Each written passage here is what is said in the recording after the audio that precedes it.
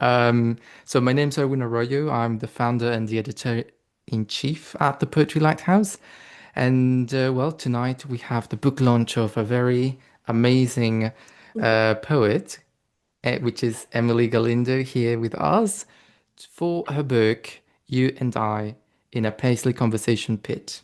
Uh, so this collection questions the stories we inherit and the ones we rehearse and the ones we wear, like costumes, um, it dissects subtext and in the way that people examine old photographs, for example, or parse old texts.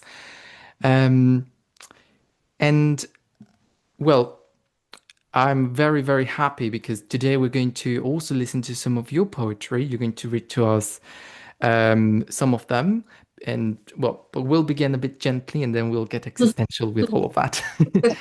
So, first of all, I'd love for the audience to step into the world of Emily.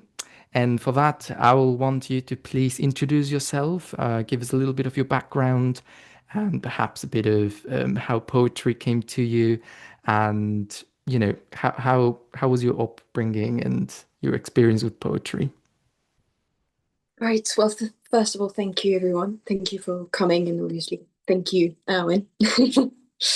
Well, I grew up in France, in the southwest, in a little coastal town called La Rochelle. And I was always very fond of stories, whether they were written or I like series, I like movies, and I think the words, but also the way visual storytelling is still always felt very poetic to me.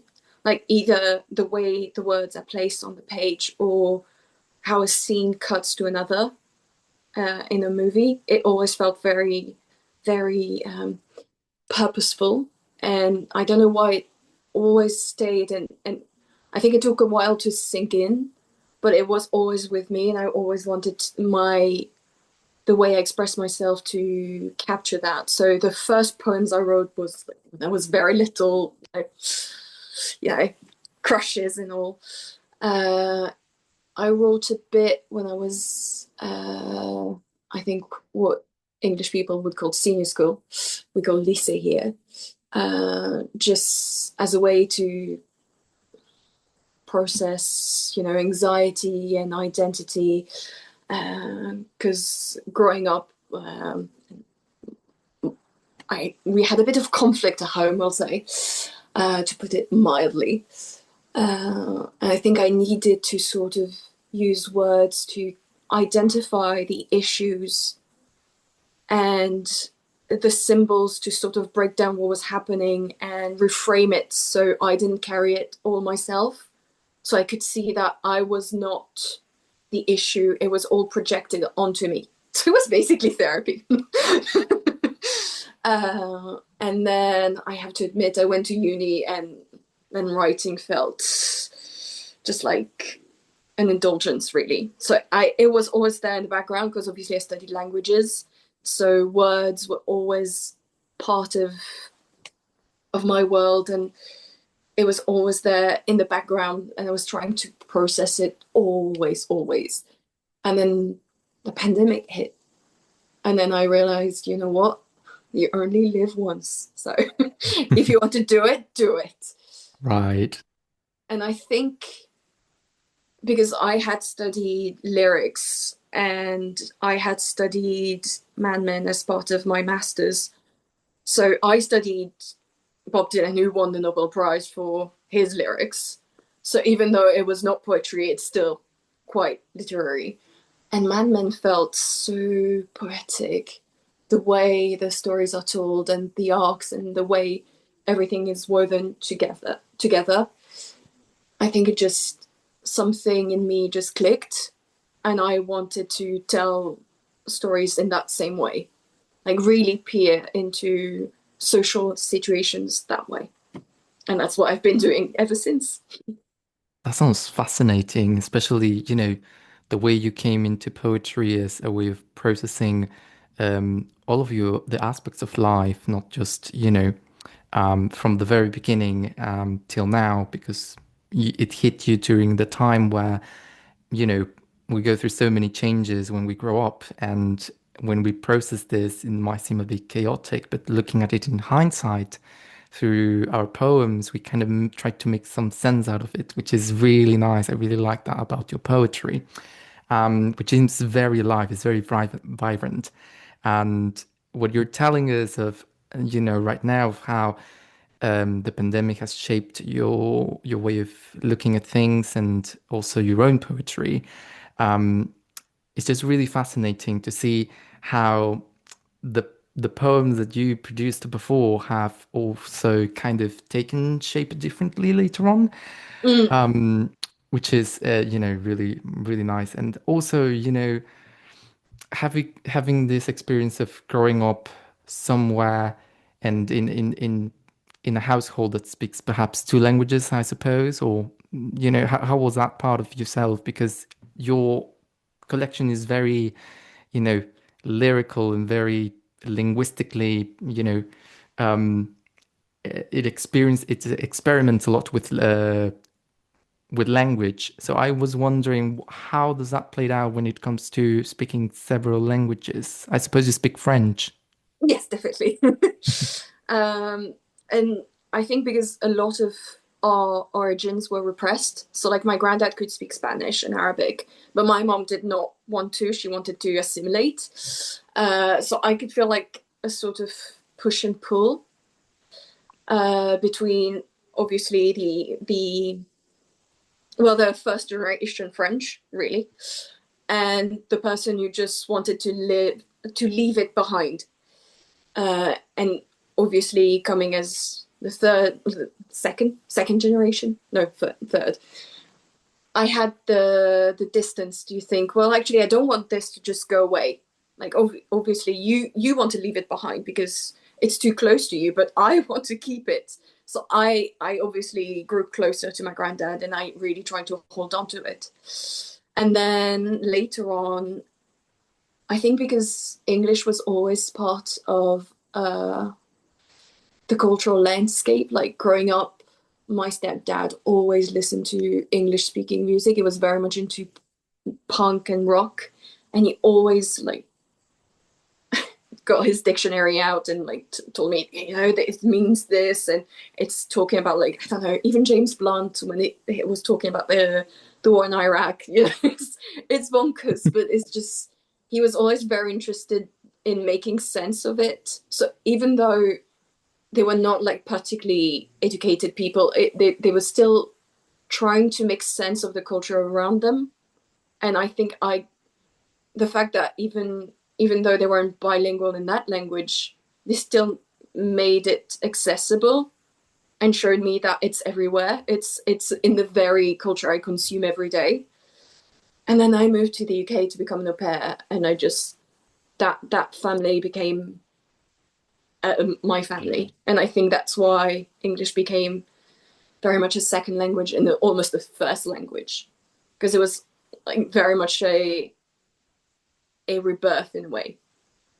Right. And I think that part of having that dual identity in France, but also going there and having that dual identity there, there's always this, oh, in that language I mean this, but to translate it I would need to say this, even though both languages are completely separate in my mind. They're really like connected to context. It's really hard. I don't know. I'm assuming you speak different languages as well. I don't know how people go back and forth. I can't do Yeah, that. yeah. No, I totally understand. Yeah, English is as well my second language. My first one is Spanish, Mm. and English, then French. Um, Tried German, but couldn't really manage. It's just Too much.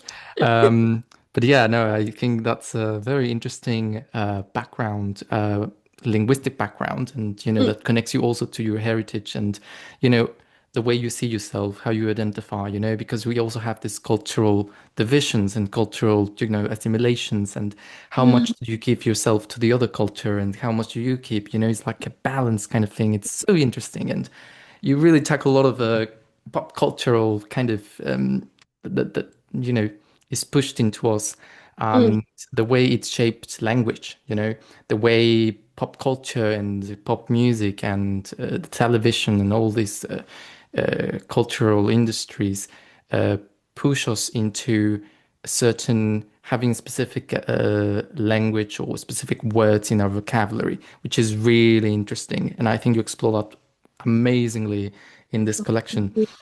And no, it's just fascinating. That's a great way to start. And so, for those of who are listening who do not know yet what the book is about and who are kind of curious and like, okay, it sounds really cool, but what is it about? Could you give us like some sort of um, you know, sense of what themes are included in here? What are, terrain are we walking into when we open these pages? Is it about memory, identity, culture? What is it really? I mean, I would say all the above. So I would say that as a character, I process life like Abed from Community.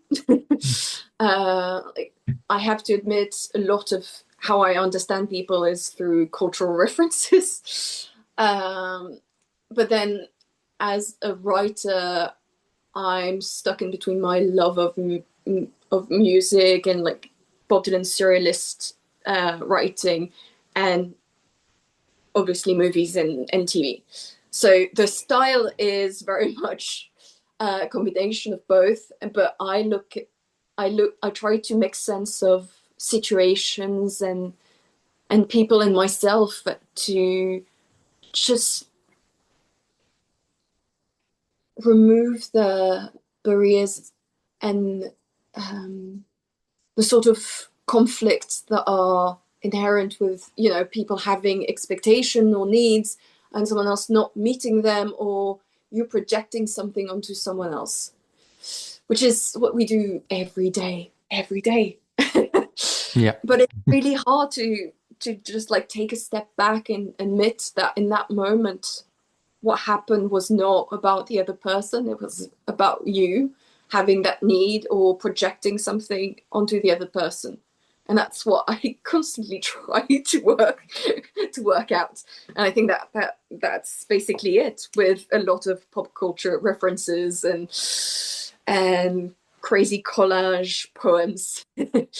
It's just like Yeah. trying to make sense of myself to better understand the people around me and not feel so disconnected, because Mm. that's what happens when you don't make sense of yourself and the people around you. You contract and you feel outside of everything, and that I no, we had COVID, that's good, we don't need to feel disconnected anymore. Yeah. That's a great way to put it when it comes to um, what the book is about. It does seem like a collage of different movies and like it has some cinematic as well kind of style to it, which I really enjoy. You can really see and feel some of these experiences and also kind of connect with it because if you grew up in a similar period of time, you will definitely understand most of the references, which I really, really enjoyed. Um, and also, I think, when I worked on editing this collection, I just found so many interesting ways of looking at these symbols and this and kind of depiction of culture in ways that, although they seem like all over the place and like very messy, it makes so much sense. When you read the whole Oh, yeah. collection, is like, wow, I can see why you put this poem before the other one and Mm-mm-mm. so on and so forth. Very interesting. And I love that kind of connection between the poems as well. I can see Yeah, it some sort of reverberates because it's kind yeah, of high logic, but if you get it all yeah. together. It's like watching a movie, kind of get a little bit like all over the place, but then kind of starts making more sense. Yeah, yeah. Amazing. Also, very interestingly, so the title, I have the copyright here, just Beautiful. I love this book. So it's you and I, but it's spelled as a U and an Amstead and then an I. Why did you choose these kind of, spelling for the title? It's quite interesting, but I'm wondering, and then also the subtitle, the Paisley Conservation Pit. What is that about? Like, what? It's a nice imagery. I like it, but what is it about? Well, I wanted it obviously to be just like two letters, just like um simplified almost. Because obviously I is just like this this stick almost. It's so bare, and I wanted you to also be broken down into its smallest unit. Um, and obviously, I don't know why, but the ampersand for me feels. I think it's the loops. It feels like it contains what's really in between us, whereas and it would be, I don't know, too convoluted. Whereas this, it just captures both the imagination of both you and I. For me, I don't know. It's Mm. very visual It in my feels head. closer as well. It feels close, Mm, if you put the and, it's kind of like three mm, letters and it's like very far mm, apart, whereas this one is literally right mm, next to each other. So it's like a really mm, tight link between the yeah, U and the I. yeah, And I think that's what makes it, interesting when it comes to the linguistic aspect to mm, it. mm, Um, and the collection is actually divided in you, then the Amstead, and then I to signify different stages of life and different emotions. And it's very interesting the way it works. And what about the subtitle? ooh, uh, I think it's because growing up, the sofa was where we spent like most of our time together. That's where you would watch TV. That's where you would talk. I always picture together, and it's much like in Friends, like that togetherness is conveyed by the sofa. And I just like, but for me, the paisliness of it is again those little moments where you don't quite get each other. There's it's both coming together and the little things that still stand in between us. Right. Those convoluted moments. Yeah, that's really nice. Um, yeah, definitely. I mean, it does feel like a conversation. You have different characters in this collection. You really kind of try to um, kind of pass, develop a little bit on the aspects of how other people mark our lives as well in different ways, which is a very unique individual experience that does not, my experience will never be as similar as your experience and so on and so forth. No. So that's yeah. And symbol will mean different things for different people. And again, that's why I don't know, a TV might mean something different for you that for me, because of how we grew up. And that's what's so interesting. We might think we're having the same conversation, but because of the connotation of what something conjures in our mind, it doesn't quite line up. And that's Right. that those discrepancies are so interesting to me. Yeah, precisely. I couldn't have said it better, so just gonna leave it there. We'll leave Good. it there. Um, and when it comes to the inspiration, I'm very curious always about the way, because everybody has, all creators, all writers have different ways of, you know, getting inspired and writing. They all have different routines or perhaps kind of rituals, perhaps. So, what, in a way, I'm curious about how you managed to create this collection.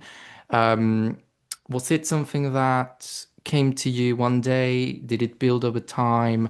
What was the process like? Just tell us a bit more about your inspiration behind this collection.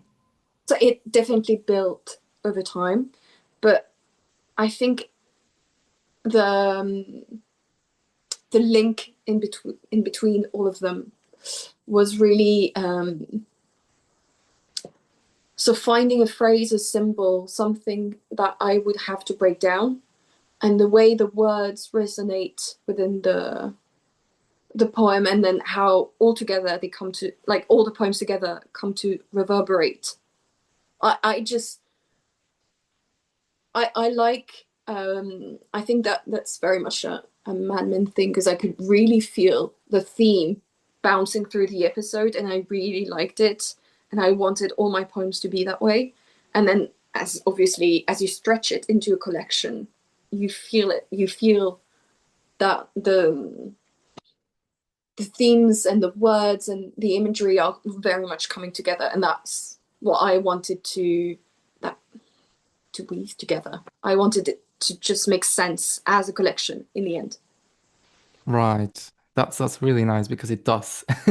It does. It does make sense in the end when you have, it's difficult. You write poems throughout your life and then you start, how am I going to find a link between them?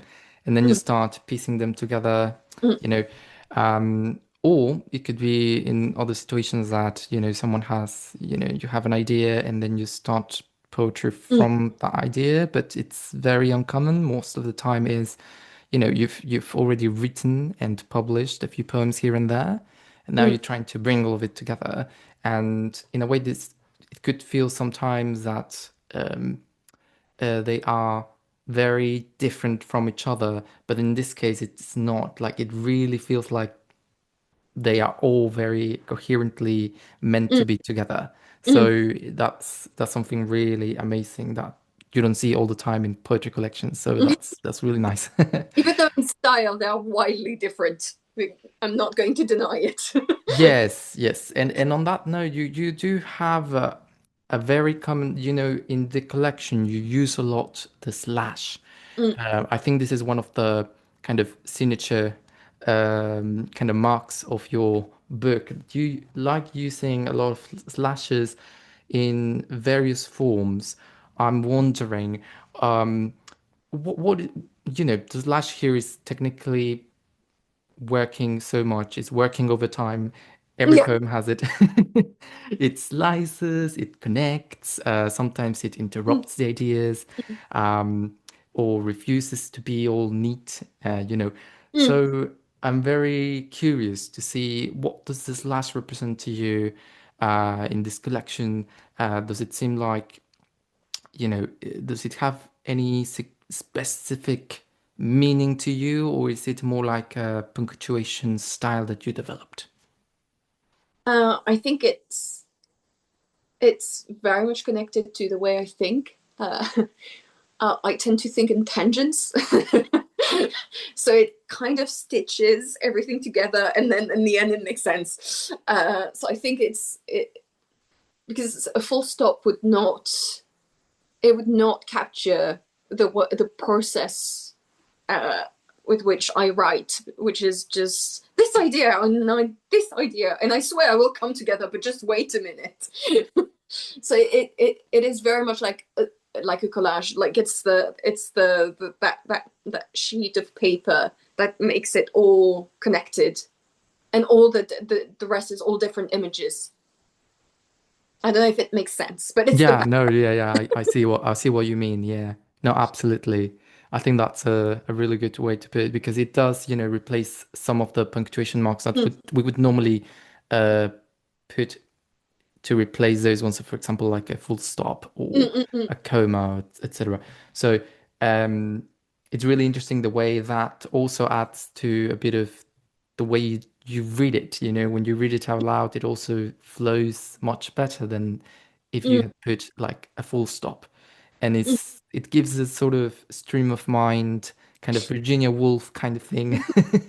So I really like that about this poem because that's what gives it a bit of space to breathe and keep flowing, like to breathe but not stopping.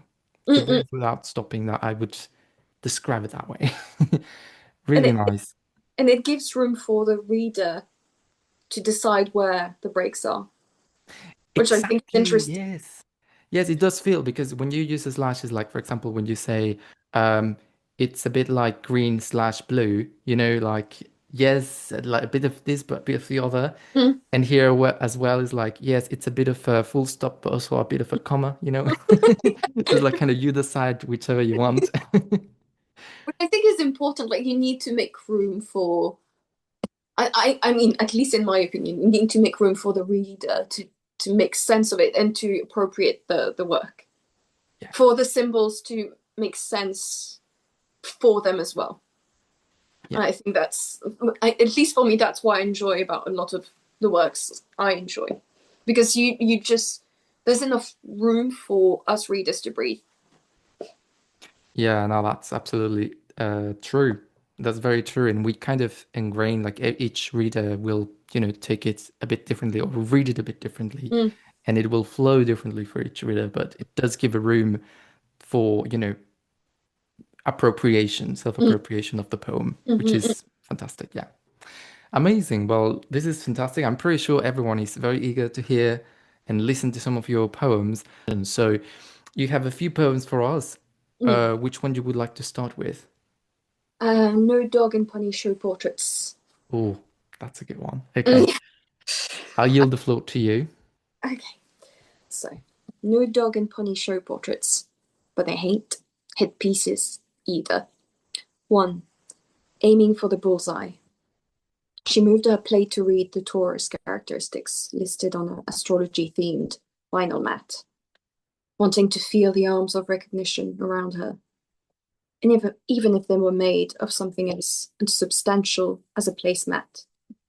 Identification, even to the most off-the-rack, flimsiest definitions, name, numerology, Chinese sign, was a homecoming of sorts. She was reliable, a reliable, if underappreciated chaperone. Cinema, swimming lessons, museums, you named it. She would volunteer. She even spearheaded, with those pushy Taurus horns of hers, fundraising events for school trips. Yes, she was, and remains, some paperwork and a couple of rings short of being a housewife. So the label was stay-at-home mother. Another label to be seen and understood with. Two, never mind the bulldozer. He made textbooks out of record sleeves and CD booklets. Once the song spun its story, he'd get his itty-bitty dictionary decrypting or getting by. He liked his history like he liked his pasta, not plain. But it wasn't only about that. He liked the democratic, dictionary handy, do-it-yourself way of figuring things out.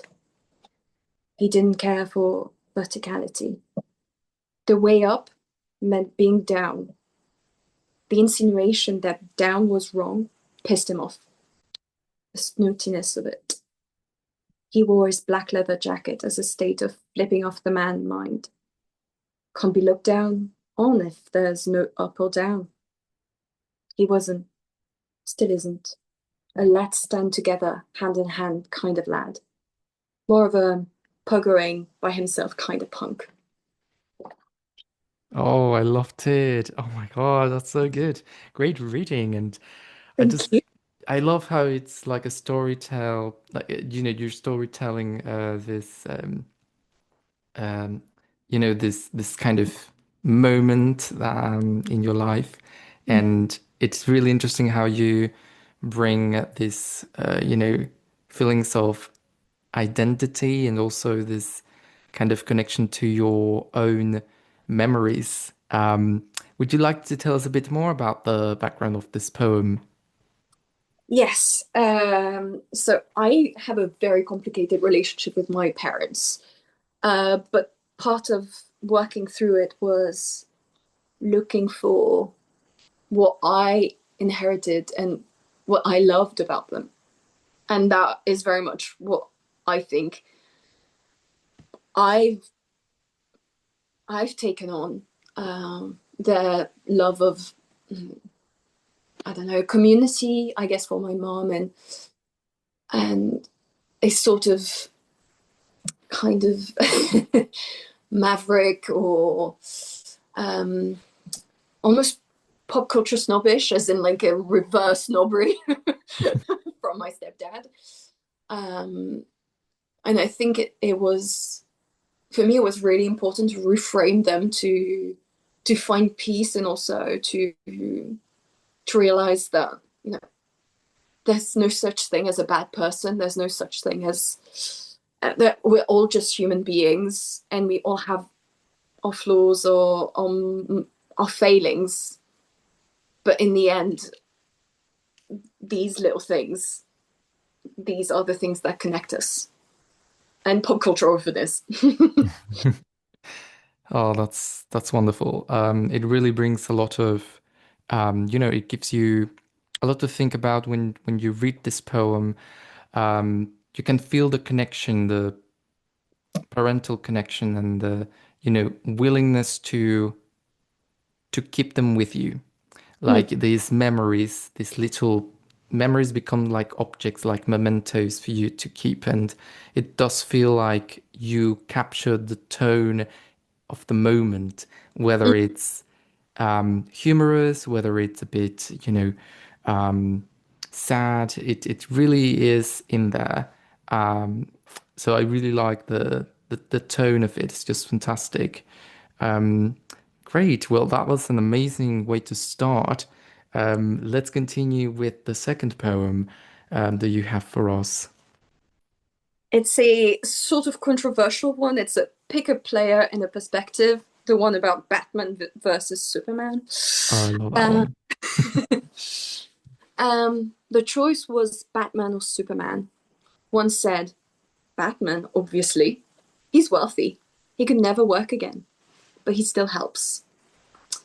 To myself, move over philanthropy. There's nothing like splurging on expensive gadgets. Trickle down economics at work, they'll say, to stoke the anger fueled engine of childhood trauma. Another added, Superman is so PC. Can't help but think, sure, if you mean plaid clad and corn fed middle America. Someone else chimed in, also, Batman is more relatable because he has no powers. That one's hard to swallow. Sure, if you're a literalist, it's not like there's the dichotomy of the everyman who's different because of his innate talent versus Mr. Civil Spoon spelled power. But this is a safe space, so I swallow my pro Superman rant and try not to read between the lines. That one always gets me. Fantastic. Yeah, I mean, it really, brings all of this cultural um, images of TV and movies that, especially those who really love superheroes and the Marvel world. I'm sorry, I'm not really into Marvel, but I do know about Superman and Batman. And it does seem quite funny that, you use these two characters as, playing them against each other, but they do have A lot in there's something behind it that, makes you think, kind of humanizes them and makes you put them in parallel with you and the person you're discussing who's the best, which is quite hilarious, but as well, if you think about it, it's a bit deep. Who's a superhero? Who's a human? And is human better than a superhero, or is a superhero better than a human, etc. So it's quite interesting to think of it that way. What inspired this in a way? I'm interested in who you were talking with, or was this inspired in a real conversation, or? So it was a sort of like icebreaker in class because I teach English. Um, and we had, I mean, every time it's like, it's a really big debate. Everyone is very much in favor of Batman for some reason. And it's all those, like, I mean, obviously the arguments are completely valid. But I'm the only one who's like pro Superman, and it doesn't make sense to me. And it's really funny because they are like very adamant. And I'm also adamant, but we laugh about it because it's just they see Batman as this, just like every person who's just like who has money so he can try to make a difference. And I see Superman as someone who has like, I don't know, someone who has innate talents very much. Like it's not you, to me. You shouldn't take the powers literally. It's Mhm. just like someone who has a gift and takes that responsibility very seriously.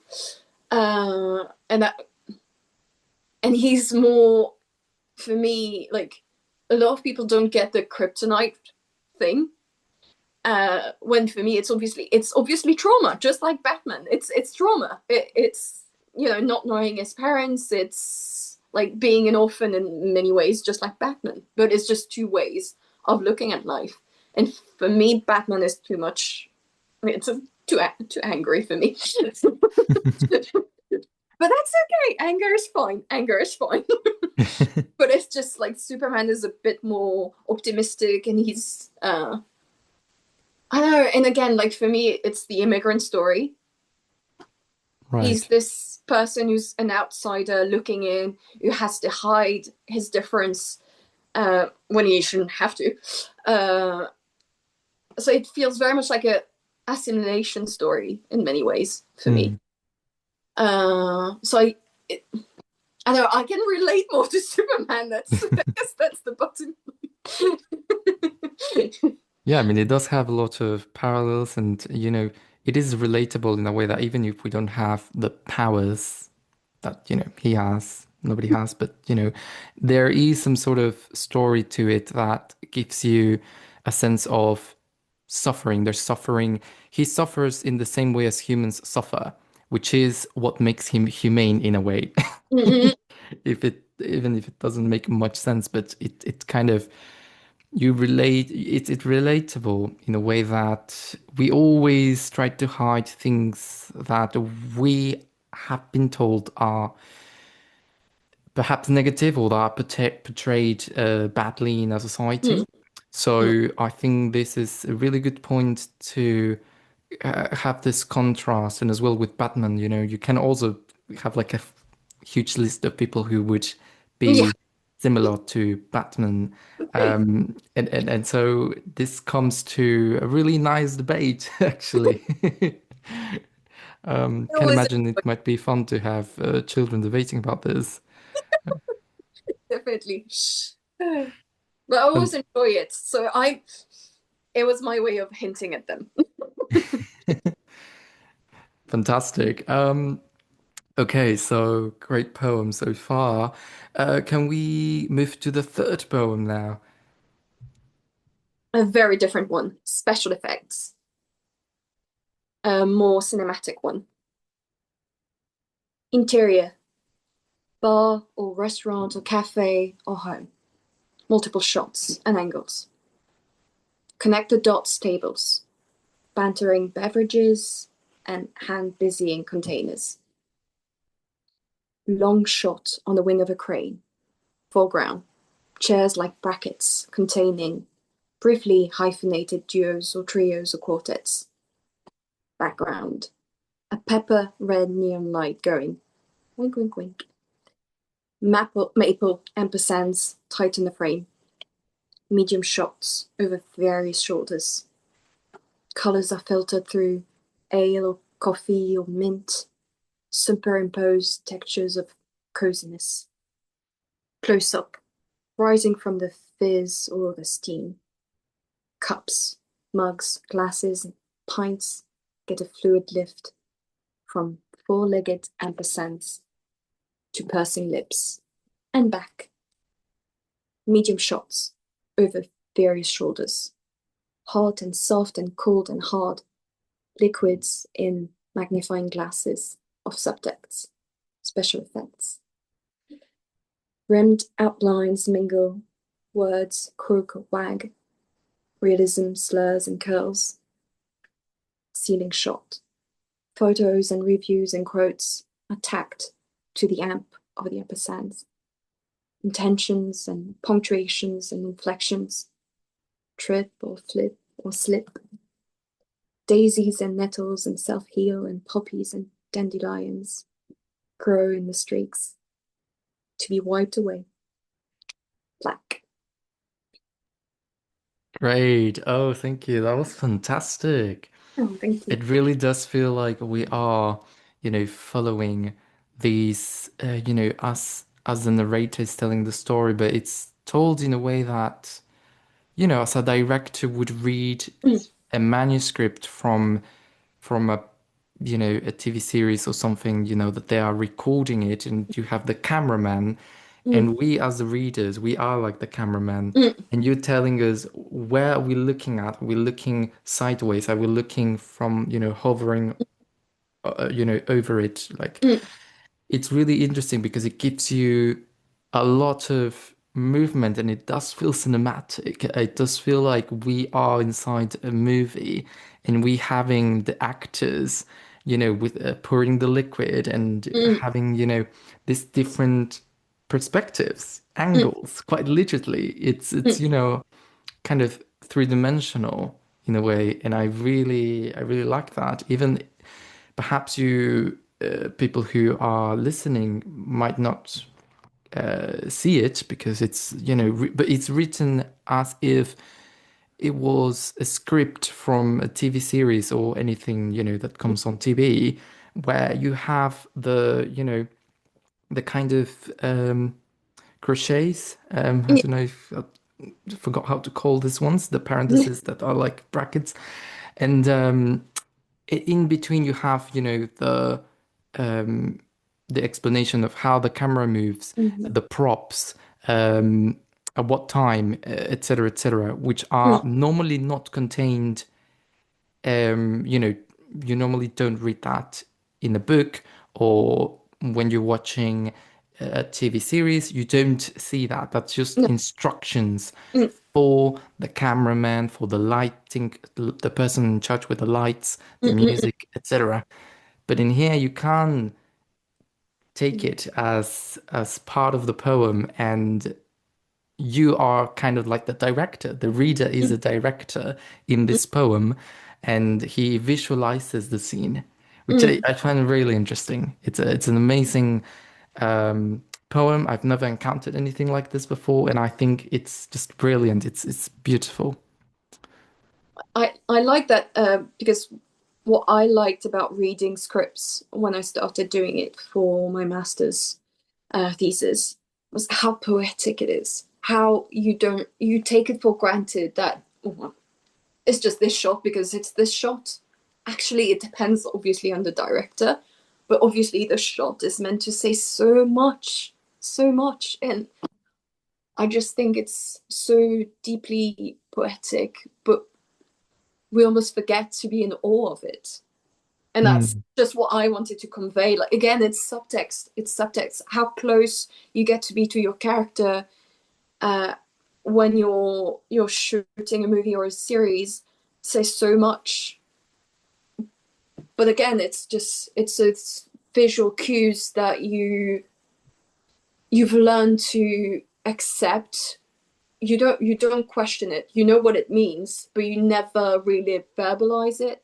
mm, mhm, And I think that sometimes it's important because like anything, you you you might know what's going on in your mind, but sometimes you need to articulate it to make sense of it. And mm, I think that is the same. It's again the subtext. If you are able to read it and bring it to the surface, says so much about the story, about what's between us, what's happening to us. I just thought that was the best way to convey those scenes of sort of like intimacy and coming together, really. mm. No, yeah, absolutely. It definitely feels like, and I really like what you said about we don't really appreciate when we read a script, what's been said off script, what's been said, for setting the scene. And I think the scene setting and also the the cues and the props and all of these things are kind of what drives the the story forward. Mm, Even if we have very simple things like a glass of water, as you mentioned, or something like that. But if you see it through these different lenses and these different angles, it becomes a symbol, or it becomes a character, or it mm, personifies someone, you know. mm, So I think this kind of background setting, it's just very cleverly um, depicted in this poem and in many of the poems which are similar to this, that have the cinematic kind of ambience. So I think it's just fantastic. I never really um, got into reading scripts or plays or etc. mm, But there is indeed something very poetic in it, isn't it? It mm, really makes you feel it makes the whole dialogue between the characters and what happens on scene completely changes if it's day or if it's night or if the light is on or if the lights are off mm. or if the camera is up close or if the camera is behind, like it really changes the whole feeling and in meaning of something that comes Yeah. on stage. So that's a very interesting kind of overlap between poetry and theater or TV in this Yeah, case. but I think it's because again, if you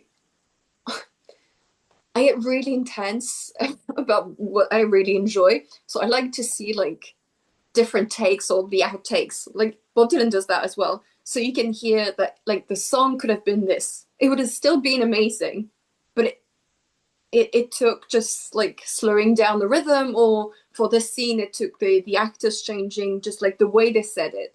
And you realize that it takes like so many a multitude of tiny miracles to get to that moment where this thing becomes beloved.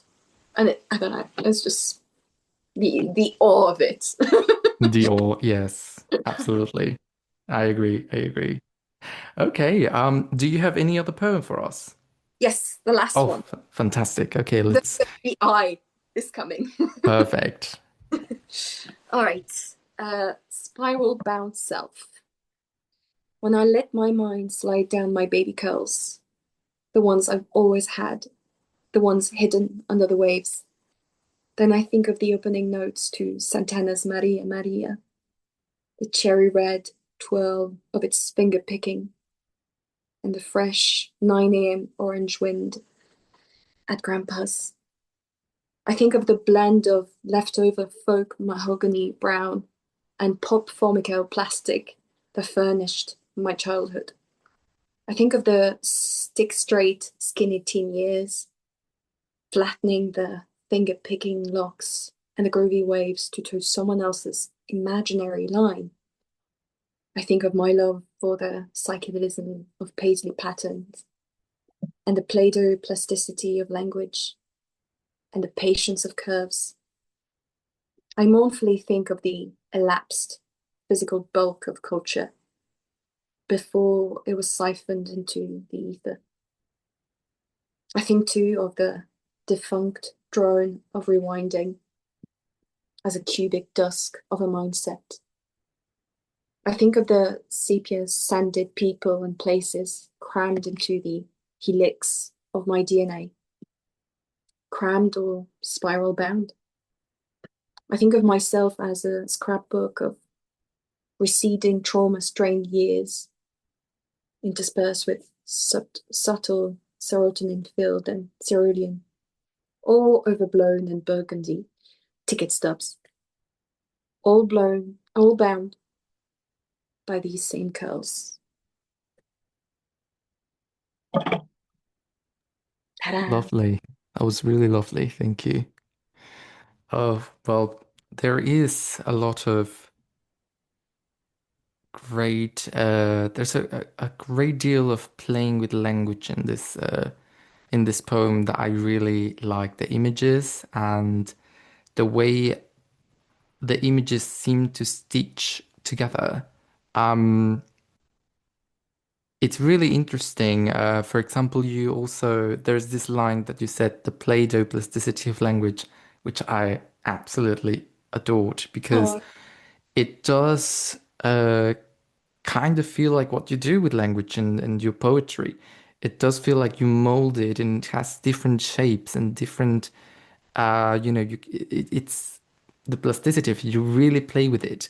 Um, when I look at it on the printed book, the version, it's, it really is astounding how some words can have so many different ways of being read mm, when you chop them in half, mm, or when you, you know, when you put some space between the same word, but mm, just split it apart, mm, and you mm. just completely, um, it completely kind of, it brings another nuance to to the image. And this is a very interesting thing that you do. Even in this poem, you have a lot of this. Um, So how do you relate the narrative of this poem to sort of like the let's say the depth of it? I mean, what do you want the reader to get from this poem? I think it connects with the. I use some of the imagery a lot. So finger picking for me is a big one. Um, I think because I played a bit of guitar growing up, and that's my. It's for me. It's the most interesting way of playing guitar, and it has, even though it's broken down. Obviously, it's not like chords. It's more broken down, and yet it's so. I know it's delicious in a completely different way. Like it's each chord is being picked, and yet it comes together in such a magical way. Hmm, It's just for me, it has the it will always be connected to obviously like wood, or it has that connection to obviously flamenco and the Spanish style of playing.